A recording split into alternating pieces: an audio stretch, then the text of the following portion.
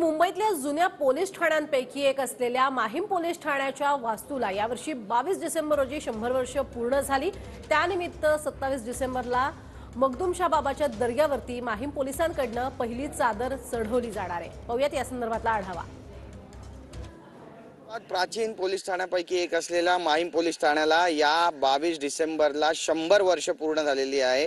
1923 रोजी या पोलीस ठाण्याची स्थापना झाली होती आणि या पोलीस ठाण्याला आता 100 वर्ष पूर्ण झाल्याने हा संपूर्ण परिसर आता रोषणाईने सजवायला घेतला गेल्याचं पाहायला मिळतंय। सगळ्यात महत्त्वाचं म्हणजे 27 डिसेंबरला मखदूमशाह बाबाच्या दर्ग्यावर माहीम पोलिसांकडून आता पहिली चादर चढवली जाणार आहे। पीर बाबांचा मोठा संदल या ठिकाणी पार पडणार आहे आणि नेते त्यासोबतच मुंबई पोलीस कमिशनर सुद्धा या कार्यक्रमाला हजेरी लावण्याची शक्यता वर्तवण्यात येते। आज ज्या ठिकाणी माहीम पोलीस ठाणं उभा आहे तिथं पीर मखदूमशाह बाबा राहायचे असं बोललं जातं आणि त्यामुळे वाजत गाजत इथून संदल निघतो आणि ही परंपरा गेल्या 100 वर्षांपासून कायम आहे आणि आजच्या काळात ही परंपरा कायम ठेवण्यात आलेली आहे। संपूर्ण पोलीस स्टेशन ठाणं आता रोषणाईनं फुलानं सजवायला सुरुवात झालेली आहे। त्यामुळे यंदाच्या 27 तारखेला हा सोहळा किती आगळा वेगळा असणार आहे याकडे सगळ्या मुंबईकरांचं लक्ष लागलंय।